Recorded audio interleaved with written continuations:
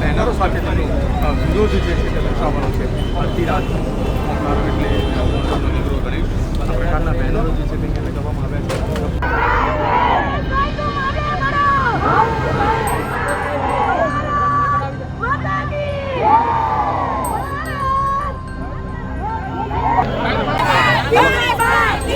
आप बीजे फटाफट हो तने नाखो बीजे बाकी जिंदाबाद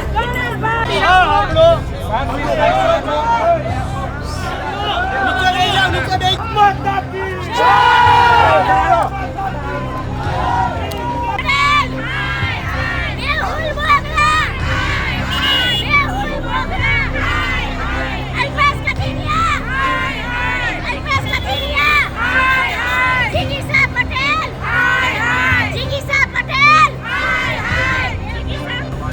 आबादी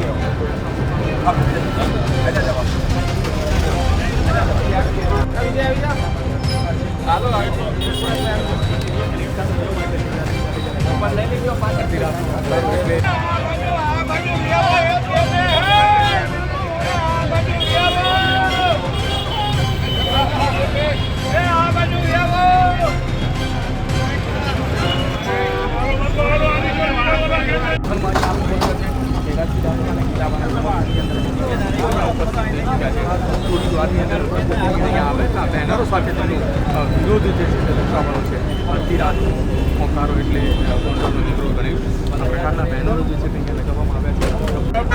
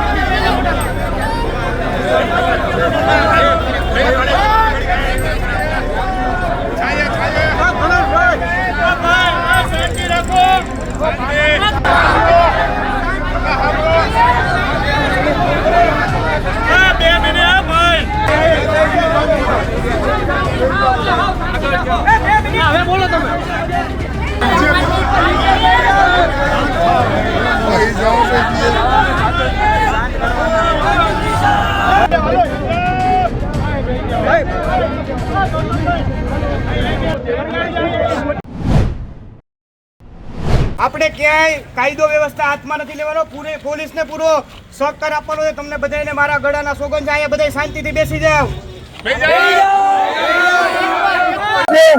આ ભોપુડિયા ગોંડલના લોકોનો જવાબ છે. ગોંડલની જનતા શિસ્તબદ્ધ રીતે હજારોની સંખ્યામાં માતાઓ, બહેનો, યુવાનો, વડીલોથી માંડીને બધા કાળા વાવટા સાથે, વિરોધના બેનર સાથે વિરોધ પ્રદર્શન કરવા માટે રોડ ઉપર ઉપરેલા છે. અને મીડિયાના મિત્રોને પણ મારી નમ્ર વિનંતી છે કે ક્યાંય પણ અમારા કાર્યકર્તાઓ કાયદો હાથમાં નથી લેતા, શિસ્તબદ્ધ રીતે વિરોધ પ્રદર્શન ચાલી રહ્યો છે. તો મીડિયાને પણ નમ્ર વિનંતી કે આપના માધ્યમથી સમગ્ર ગુજરાતના ગોંડલનો નજારો દેખાડો. આ ભોપુડિયા ગોંડલના લોકોનો જવાબ છે. ગોંડલની જનતા શિસ્તબદ્ધ રીતે હજારોની સંખ્યામાં માતાઓ, બહેનો, યુવાનો, વડીલોથી માંડીને બધા કાળા વાવટા સાથે, વિરોધના બેનર સાથે વિરોધ પ્રદર્શન કરવા માટે રોડ ઉપર ઉપરેલા છે. અને મીડિયાના મિત્રોને પણ મારી નમ્ર વિનંતી છે કે ક્યાંય પણ અમારા કાર્યકર્તાઓ કાયદો હાથમાં નથી લેતા, શિસ્તબદ્ધ રીતે વિરોધ પ્રદર્શન ચાલી રહ્યો છે. તો મીડિયાને પણ નમ્ર વિનંતી કે આપના માધ્યમથી સમગ્ર ગુજરાતના ગોંડલનો નજારો દેખાડો. આપણે ક્યાંય કાયદો વ્યવસ્થા હાથમાં નથી લેવાનો, પોલીસને પૂરો સહકાર આપવાનો છે. તમને બધાને મારા ગળાના સોગંદ છે. અહીંયા બધા શાંતિથી બેસી જાવ. નથી લેવો. બધે પોતપોતાના સ્થળ ઉપર નીચે બેસી જાવ. નમ્ર વિનંતી. નીચે બેસી જાવ.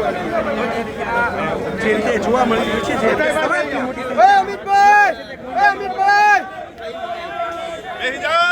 મારી ખાસ તમને નમ્ર વિનંતી છે, બે હાથ જોડીને માથું નમાવીને આપણે ક્યાંય કાયદો વ્યવસ્થા હાથમાં નથી લેવાનો, પોલીસને પૂરો સહકાર આપવાનો છે. તમને બધાને મારા ગળાના સોગંદ છે. અહીંયા બધા શાંતિથી બેસી જાવ.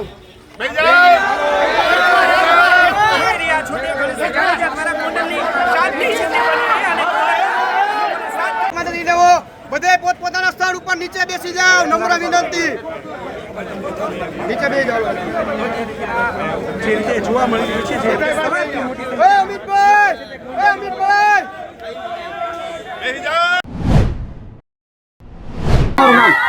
હું રેખાબેન સિણોજીયા, રાજકોટ જિલ્લા મહિલા મોરચામાં મહામંત્રી હતી, અત્યારે ભાયાવદર નગરપાલિકા પ્રમુખ છું.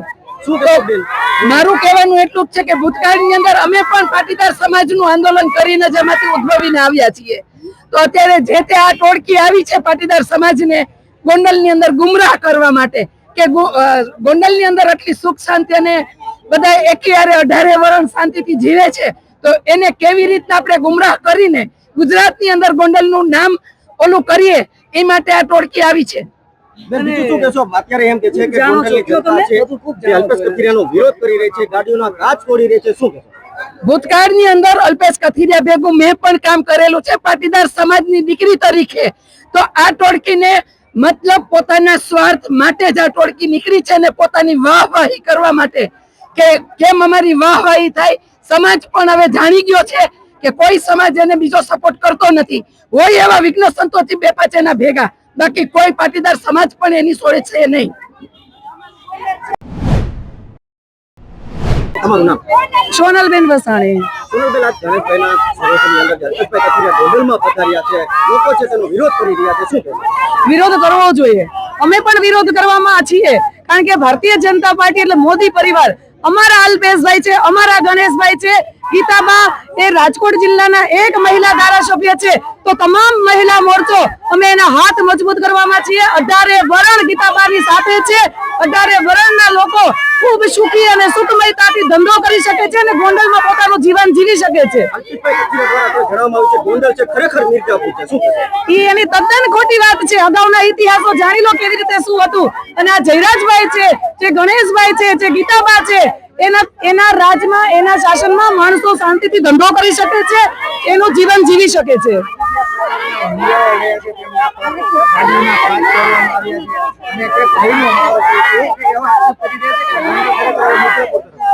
એટલે આજે હુમલા થયા છે એ તો ઉલટી વાત કરે છે.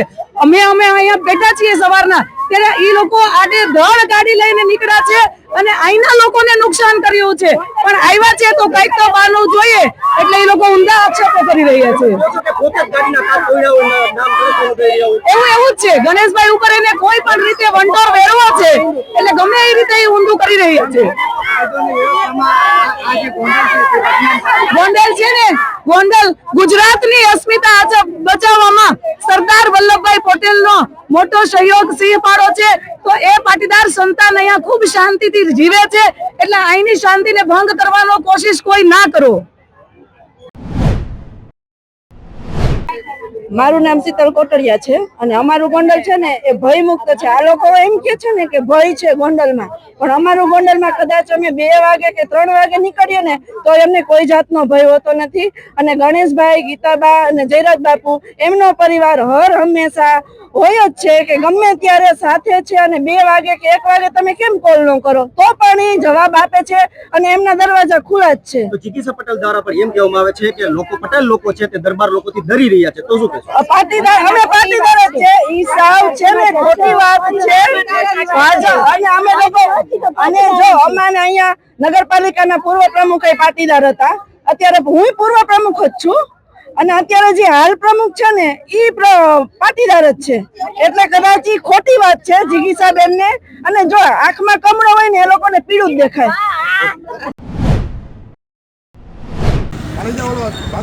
અત્યારે અહીંયા જે આવે છે ગોંડલની જનતા માટે કે અહીંયા દાદાગીરી છે, સુખી નથી, એટલું જ કેવું છે એ ભૈલાને બધાને કે અમારી ગોંડલની પ્રજા એ ખૂબ જ સુખી છે. અમે 18 વરણ હારે એક થાળીમાં બેસીને જમીએ છીએ. તો તમારે જે કાંઈ કરવું હોય એ તમે લડીને કરો, ચૂંટણી લડીને કરો અને અમને ગુમરાહ ન કરો, આટલી જ વિનંતી છે. ઓકે બેન, આજે તમે ગોંડલમાં પધાર્યા, શું કહેશો? ગોંડલમાં સૌ કોઈ લોકો આવી શકે છે. અમે કાલે પણ જાહેરાત કરી એ પ્રમાણે અમે પ્રવાસી તરીકે આવ્યા છીએ અને ગોંડલ કોઈની જાગીર નથી. અહીંયા બધા આવી શકે. શું કામ વિરોધ કરવો જોઈએ? કાંઈક તો આ લોકોને ડર છે. અમે તો હજી વિનુભાઈ સિંગાડાની પ્રતિમા મૂકવાની વાત કરી, ત્યાં આ લોકો આટલા હાલી ગયા. તો જયારે મૂકશું ત્યારે શું થશે? પાટીદાર પરેશાન ગોંડલમાં વાત છે. પાટીદારના સમાજના મોભીઓ કેમ નથી આવતા મેદાનમાં સૌથી મોટો સવાલ છે. એ તમારા માધ્યમથી હું મોભીઓને કહેવા માંગુ છું, આજે સમાજને તમારી જરૂર છે, તમારે અહીંયા હોવું જોઈએ. આટલા 30 કિલોમીટર છે છતાં પણ આટલા આવે ને શું લાગે? પણ હું તમારા માધ્યમથી કહું છું એને, જ્યારે સમાજને જરૂર હોય ત્યારે મોભીઓ ઊભું જોઈએ અને તો જે સાચારનો મોભીઓ કહેવાય. ગુજરાતના મુખ્યમંત્રી પાટીદાર છે, આ વિસ્તારના સાંસદ સભ્ય કેન્દ્રીય મંત્રી પાટીદાર છે, તેમ છતાં પાટીદારો ભયમાં છે. તેમ છતાં પાટીદારો ભયમાં છે. અહીંના કેમ પાટીદારો તેમ છતાં પાટીદારો ભયમાં છે. અહીંના પાટીદારો કેમ કોઈ સામે નથી? મુખ્યમંત્રી પાટીદાર છે, આ વિસ્તારના કેન્દ્રીય મંત્રી પાટીદાર છે, ભાજપ અને કોંગ્રેસના બેના જિલ્લા પ્રમુખ પાટીદાર છે, તેમ છતાં ગોંડલમાં ભય. આજે એટલા માટે જ હું આવી છું કે આટલા બધા લોકો પાટીદારના છે છતાં પણ ગોંડલની પ્રજા, ગોંડલની અંદર પાટીદારો આટલા ભૂમિથી જીવી રહ્યા છે. અને કેટલા બધા પાટીદાર આગેવાનોના ખૂન થઈ ગયા છે, મર્ડર થઈ ગયા છે. એના આરોપી આજે પણ રીઢા ગુનેગારની જેમ બહાર નિર્દોષ ફરી રહ્યા છે. તો આજે એના માટે થઈને તમે અવાજ ઉઠાવ્યો છે.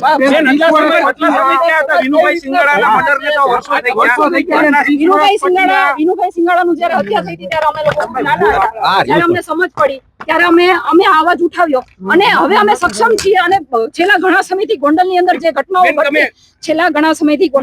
ઘટનાઓ ઘટતી આવે છે એ ક્યાંક ને ક્યાંક ફરી પાછું પુનરાવર્તન, સત્તાને ખેંચવા માટેનું પુનરાવર્તન હોય એવું અમને લાગી રહ્યું છે. સત્તા છે પણ છતાંય માઇક માંથી જાહેર મંચ ઉપરથી બોલવામાં આવે છે કે 30 વર્ષ સુધી અહીંયા તો અમારા આને એવું શું કામ? તો ભારતીય જનતા પાર્ટીને પણ હું સવાલ કરું છું કે તમારે આવા હત્યારાઓની શું જરૂર છે, આવા આરોપીઓની શું જરૂર છે? લોકો કહી રહ્યા છે, ગોંડલના જે લોકો વિરોધ કરી રહ્યા છે તે કહી રહ્યા છે કે પરસ્પર વૈમનસ્ય ઊભું થાય તે પ્રકારનો માહોલ ગોંડલમાં સર્જાયો છે, ગોંડલને બદનામ કરવામાં આવી રહ્યું છે. શું કામ ઊભું થાય વૈમનસ્ય?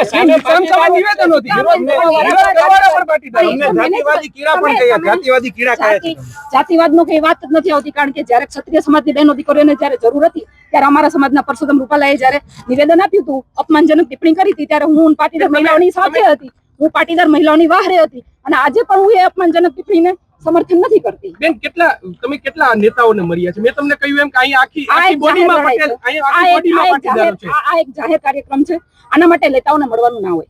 એ પણ બેન નેતાઓ જો ભયમાં હોય તો સરકાર જ કરવાની છે ને બેન. તમે કહો તો નથી સરકાર કરી સુધી વાત શકવાના. પહોંચાડવા માટે જ અમે અવાજ ઉઠાવીએ તમે છીએ. કેવું તો નથી આજની કરી સરકાર શકવાના. આજની સરકાર ક્યારેય તમે આવેદન પત્ર આપીને કઈ કામ કરાવી શક્યા છો? નથી કરાવી શક્યા. સરકારને હંમેશા ને હંમેશા અવાજ ઉઠાવીને જ જગાડવી પડે તો છે. તમે એવું કહો ગોંડલના કે સરકાર પાટીદારો છે એ સક્ષમ ઈચ્છે છે કે ગોંડલમાં ગુંડારાજ રહે? ગોંડલમાં પાટીદારો ભયભીત છે. નહીં, પણ તો સરકાર ઈચ્છે છે એવું કે ભયભીત રહે?